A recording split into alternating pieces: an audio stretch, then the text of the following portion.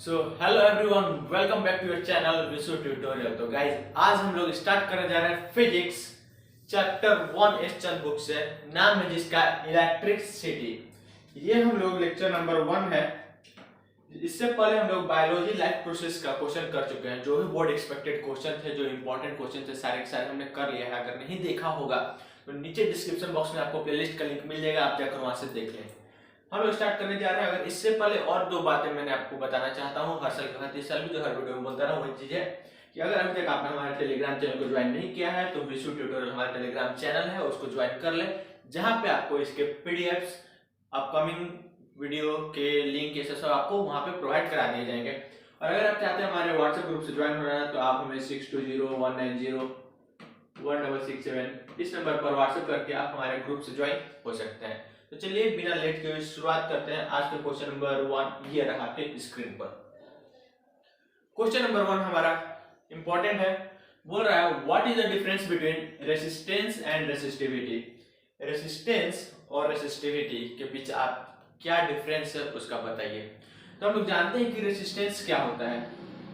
Resistance it is that property of an conductor या कोई भी substance which opposes the flow of electron, जो कि इलेक्ट्रॉन के फ्लो को, यानी कि उसको जो एक एंड से दूसरे एंड तक जाता है उसको क्या करता है, अपोज करता है, रोकता है। और रेसिस्टिविटी क्या होता है, वो इंटरनल प्रॉपर्टी होता है वो भी, लेकिन वो कुछ बातें के बीच डिफरेंस क्या है उसके बेसिस पे जानते हैं इनको डिफरेंस। पहला बात, resistance resistivity. The electrical resistance of an object is measured of its opposition to flow of electric current. यानी कि ये क्या मेजर करता है, कितना इलेक्ट्रॉन को वो अपोज कर रहा है फ्लो होने से। वहीं पर अगर रेसिस्टिविटी का बात कर लें तो यह वो कैरेक्टरिस्टिक्स है, प्रॉपर्टी है मटेरियल का, जो कि रेसिस्ट करता है amount of current through it, कितना करंट इसमें से फ्लो हो रहा है उसको। वो इलेक्ट्रॉन और एक करंट को रेसिस्ट करता है। रेसिस्टेंस की बात कर लें तो ये हमारा लेंथ पे, एरिया ऑफ क्रॉस सेक्शन पे, नेचर ऑफ मटेरियल पे डिपेंड करता है। जबकि रेसिस्टिविटी जो है हमारा वो सिर्फ और सिर्फ हमारा नेचर ऑफ मटेरियल और टेम्परेचर पे डिपेंड करता है। फिजिकल कंडीशंस, टेम्परेचर सब पे वो हमारा डिपेंड करता है। अगर बात कर लें इसके एसआई यूनिट जो होता है रेसिस्टेंस का वो हमारा ओम होता है, और जो एसआई यूनिट होता है हमारा रेसिस्टिविटी का वो हमारा ओम मीटर होता है। ओके, फिर अगर बात कर ले और अगले पॉइंट पर, तो रेसिस्टेंस को हम लोग आर से रिप्रेजेंट करते हैं, और जबकि रेसिस्टिविटी को हम लोग रो से रिप्रेजेंट करते हैं। इसको क्या पढ़ते हैं हम लोग, रो। फॉर्मूला अगर रेसिस्टेंस का बात कर ले तो ओम्स लॉ हम लोग जानते हैं, V इज इक्वल टू क्या होता है हमारा आई आर होता है, और R इज इक्वल टू हमारा V अपॉन में I होगा। तो यानी कि रेसिस्टेंस का फॉर्मूला हमारा V अपॉन ये हो सकता है। और आगे भी हम लोग जानते हैं कि हमारा V is equal to I R तो था ही, इससे जब हम लोग हटाए थे तो एक प्रोपोर्शनल साइन रो जिसको बोले थे रो L बाई ए, तो यानी कि R is equal to rho L upon A, ये भी हमारा इसका फॉर्मूला है, रेसिस्टेंस का फॉर्मूला है। इसका फॉर्मूला का बात कर ले तो इसका फॉर्मूला रो का, यहीं से हमारा रो का फॉर्मूला क्या निकल के आता है, rho is equal to R into A upon में L। ये हमारा रेसिस्टिविटी का फॉर्मूला है। रेसिस्टेंस जो होता है वो क्या डायमेंशन पे डिपेंड करता है। डायमेंशन कहने का मतलब कि लेंथ, ब्रेथ, हाइट ये सब जो होता है, यानी कि एरिया ऑफ क्रॉस सेक्शन और लेंथ डायमेंशन करने का तो उसके ऊपर डिपेंड करता है। और रेसिस्टिविटी जो है वो इंडिपेंडेंट होता है डायमेंशन पे, यानी कि मटेरियल के जो डायमेंशन है, length, area of cross section पे डिपेंड नहीं करता है। ये था हमारा क्वेश्चन नंबर 1। देखते हैं क्वेश्चन नंबर 2। क्वेश्चन नंबर 2 कहता है why is an ammeter connected in series and voltmeter is connected in parallel. क्यों अमीटर को हम लोग सीरीज में कनेक्ट करते हैं और वोल्टमीटर को हम लोग पैरेलल में कनेक्ट करते हैं। तो इसका मेन रीजन क्या है देख सकते हैं। सीरीज कनेक्शन, पैरेलल कनेक्शन क्या होता है ये सब आपको पढ़ाया जा चुका है। अगर नहीं देखे हो तो नीचे आपको प्लेलिस्ट का लिंक वहां भी मिल जाएगा, जिसमें आपको सारा चीज उसमें बताया गया है। आप अगर चाहते हैं कॉन्सेप्ट लर्न करना, पढ़ना, तो वहां से जाके आप थ्योरी वाले पोर्शन में आप देख सकते हैं। एस चंद के नाम से आपको वहां पे लिंक मिल जाएगा नीचे डिस्क्रिप्शन में। वोल्टमीटर को हमेशा हम लोग पैरेलल में कनेक्ट करते हैं और एमीटर को हमेशा सीरीज में कनेक्ट करते हैं। ऐसा क्यों होता है, बात करते हैं। जो एमीटर होता है वो एक डिवाइस होता है जो क्या मेजर करता है, हमारा करंट मेजर करता है, which measures the amount of current flowing in the circuit. और इसका जो रेसिस्टेंस होता है वो बहुत ही ज्यादा क्या होता है, लो होता है। ठीक है, अप्रोक्स 0 नहीं बोलेंगे, बहुत ही लो होता है। अगर इसको हम लोग पैरेलल में कनेक्ट करेंगे तो ये बहुत ज्यादा क्या करेगा, हमारा उसमें से करंट फ्लो होगा और जिसकी वजह से ये हमारा डैमेज हो सकता है, क्योंकि रेजिस्टेंस इसका बहुत कम है, क्योंकि इसको सहन शक्ति क्या है, कम है। अगर पैरेलल कनेक्ट होगा तो बहुत ज्यादा करंट फ्लो होगा इसमें से, जिसकी वजह से ये डैमेज हो सकता है। इसीलिए इसका रेजिस्टेंस लो होने के कारण हम लोग इसको सीरीज में कनेक्ट करते हैं। और जो वोल्टमीटर होता है वो ऐसा डिवाइस है जो पोटेंशियल डिफरेंस यानी कि वोल्टेज को मेजर करता है अक्रॉस द कंडक्टर या कोई भी हमारा रेसिस्टर। और इसलिए इसका हाई रेजिस्टेंस होने की वजह से लगभग इनफाइनाइट, लगभग हम लोग इसको क्या करते हैं, पैरेलल में कनेक्ट करते हैं। अगर हम लोग इसको सीरीज में कनेक्ट करें तो it would increase the equivalent resistance, क्योंकि इसका ऑलरेडी रेजिस्टेंस बहुत ज्यादा हाई है और बहुत ज्यादा उसमें हम लगा देंगे। अगर सीरीज में मान लेते हैं कोई एक हमारा रेजिस्टेंस है और यहाँ पे अगर हम सीरीज में वोल्टमीटर को कनेक्ट कर दिए तो इसका रेजिस्टेंस बहुत ज्यादा हाई है, यहीं पे पकड़ के बैठ जाएगा करंट को, अब आगे बढ़ने नहीं देगा। नहीं हम नहीं तो हमसे जुदा मत, हम तुमको जाने नहीं देंगे, रोक लेगा, तो आगे फ्लो नहीं हो पाएगा करंट को, यानी कि बहुत ज्यादा हमारा करंट लॉस होगा इस सर्किट में। इसलिए इसको हम लोग हमेशा क्या करते हैं, यहाँ ना कनेक्ट करके हमेशा इसको हम पैरेलल में कनेक्ट करते हैं। ओके, तो इसलिए इसको हम लोग पैरेलल में कनेक्ट करते हैं। Next question, what is the difference between open and close circuit. Open circuit और क्लोज सर्किट में क्या डिफरेंस है ये हमको बताना है।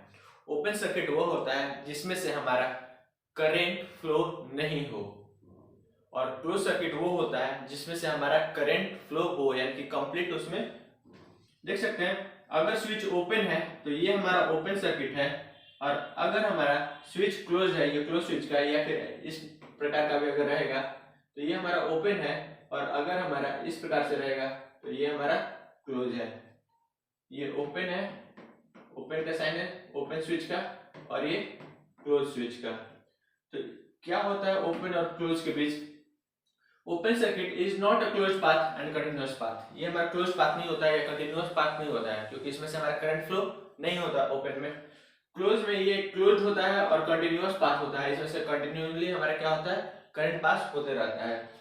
Electric current does not flow in an open circuit. हम लोग जानते हैं अगर ओपन रहेगा तो उसमें से इलेक्ट्रिसिटी फ्लो नहीं होगा, करंट फ्लो नहीं होगा, और इलेक्ट्रिक करंट जो होता है क्लोज सर्किट में फ्लो होता है। की बात कर लो ओपन सर्किट का, तो ओपन सर्किट का की का सिंबल क्या है हमारा, ये है, और क्लोज सर्किट का की का सिंबल हमारा क्या है, ये है। ओके, ये था हमारा। नेक्स्ट क्वेश्चन कहता है why does ammeter have low resistance, give reason. Ammeter के पास रेजिस्टेंस क्यों लो होता है, उसका रीजन दीजिए। तो हम जानते हैं कि ammeter have low resistance and voltmeter है हाई रेजिस्टेंस। अभी अभी हमने आपको बताया कि एमीटर के पास रेजिस्टेंस कैसा होता है, लो होता है, और वोल्टमीटर के पास रेजिस्टेंस कैसा होता है, बहुत ज्यादा हाई होता है। क्यों होता है, देखिए, जो एमीटर एक डिवाइस है जिसका यूज हम लोग amount of current flow in circuit, वही वाला पहले वाला बात है।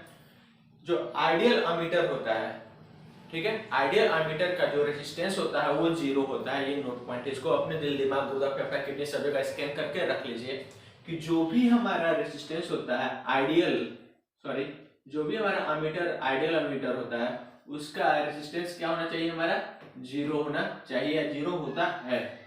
क्योंकि एमीटर को हमेशा सीरीज में कनेक्ट करते हैं, इसलिए तो इसका रेजिस्टेंस ऐड हो जाएगा टोटल रेजिस्टेंस सर्किट से, और उस पर कोई भी इफेक्ट नहीं पड़ेगा।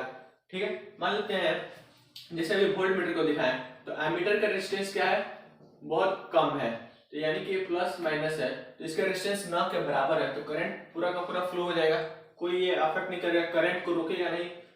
रेजिस्टेंस कम यानी कि अपोज कम करेगा, करंट को आसानी से पास हो जाएगा, तो यानी इसको जितना करंट जा रहा था उतना ही जाएगा, कोई भी करंट का लॉस नहीं होगा। इसीलिए इसको हम लोग सीरीज में कनेक्ट करते हैं, क्योंकि इसका रेजिस्टेंस क्या होता है, लो होता है। This would decrease the amount of current flowing through the circuit।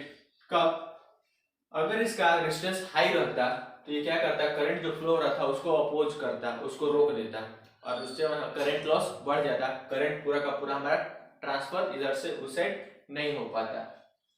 ठीक है, next, why does voltmeter have high resistance. Voltmeter के पास हाई रेजिस्टेंस क्यों होता है, तो हम लोग जानते हैं कि वोल्टमीटर के पास हाई रेजिस्टेंस होता है, और इसको हम लोग पैरेलल में कनेक्ट करते हैं।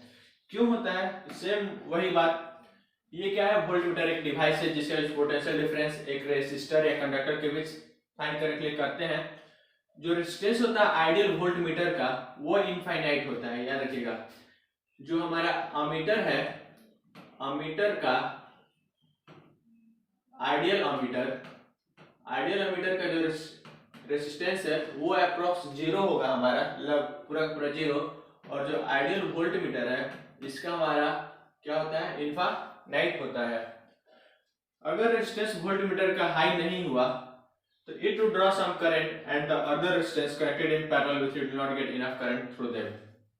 और अगर ये हमारा हाई नहीं हुआ तो अगला जो भी हमारा पैरेलल में कनेक्टेड है उसको इनफ करंट नहीं मिल पाता है। इसीलिए इसको हम क्या करते हैं?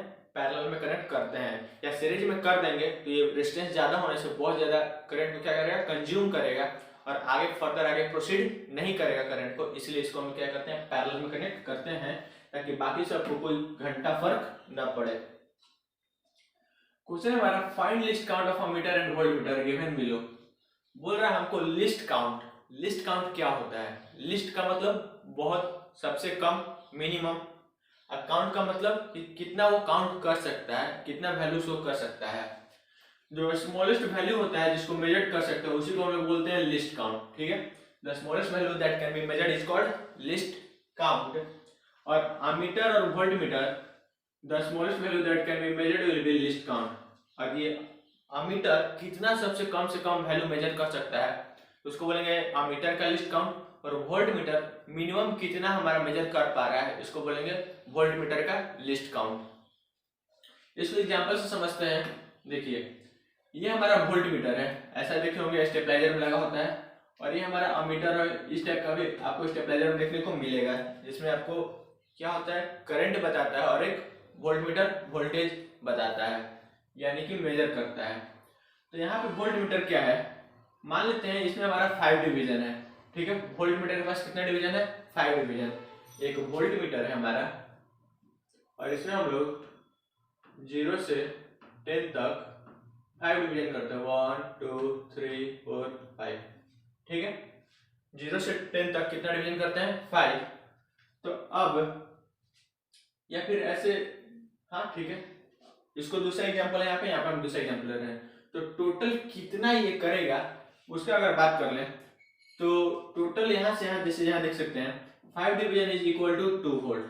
और यहाँ पे मान लेते हैं 10 वोल्ट ना देके अगर हमारा 2 वोल्ट दिया रहता है, इसको 2 वोल्ट ही ले लेते हैं। यहाँ 0 वोल्ट है और यहाँ हमारा क्या है? 2 वोल्ट है। तो अब लिस्ट काउंट कितना कर सकता है ये? तो टोटल 2 वोल्ट है और कितना पार्ट में डिवाइडेड है? 5 पार्ट में डिवाइडेड है। जब इसको कट करेंगे तो कितना आएगा हमारा? 0.4 वोल्ट। यानी कि इस वोल्टमीटर का लिस्ट काउंट कितना है हमारा? 0.4 वोल्ट है। सिंपली क्या करेंगे, जितना फाइनल रेटिंग होगा उसमें से कितना नंबर ऑफ डिवीजन है उसको हम लोग डिवाइड कर देंगे। अब ये अमीटर मान लेते हैं, अमीटर के पास हमारा क्या है? 10 एम्पियर। मान लेते हैं ये हमारा वोल्टमीटर था, अब ये 0 है, ये 10 है एम्पियर में। ठीक है, यानी कि हमारा क्या है? इसमें भी हमारा 1 2 3 4 5, मान लेते हैं 5 डिवीजन है हमारे। ठीक है, तो 5 डिवीजन कितना के इक्वल है हमारा? टोटल कितना है हमारा? इसमें 10 है और कितना डिवीजन है इसमें? 5। यानी कट करेंगे तो इसका लिस्ट काउंट हमारा कितना निकल के आएगा? 2 एम्पियर। यानी कि लिस्ट काउंट जो होगा इसका वो हमारा कितना हो जाएगा? 2 एम्पियर। ठीक है, क्लियर है? Next question, electrical resistivity of A given metallic wire depends upon. जो भी रेसिस्टिविटी होता है वो हमारा क्या क्या के ऊपर डिपेंड करता है वो हमको बताना है। तो जो भी इलेक्ट्रिकल रेसिस्टिविटी होता है किसी भी कंडक्टर का वो हमारे मेनली 4 चीज के ऊपर डिपेंड करता है। पहला, इसके लेंथ पे। ठीक है, एक minute, electrical resistivity depends upon resistance, शायद यहाँ पे रेसिस्टिविटी नहीं रेसिस्टेंस होगा। ठीक है, इलेक्ट्रिकल रेसिस्टिविटी,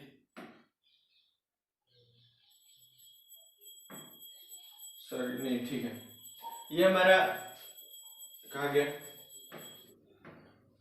तो ये हमारा जो है एक ऑब्जेक्टिव क्वेश्चन है। तो इसमें आपको सिंपली बताना है कि इलेक्ट्रिकल रेसिस्टिविटी जो होता है वो हमारा क्या के ऊपर डिपेंड करता है। ऑप्शन है its length, it's thickness, its shape या नेचर ऑफ मटेरियल।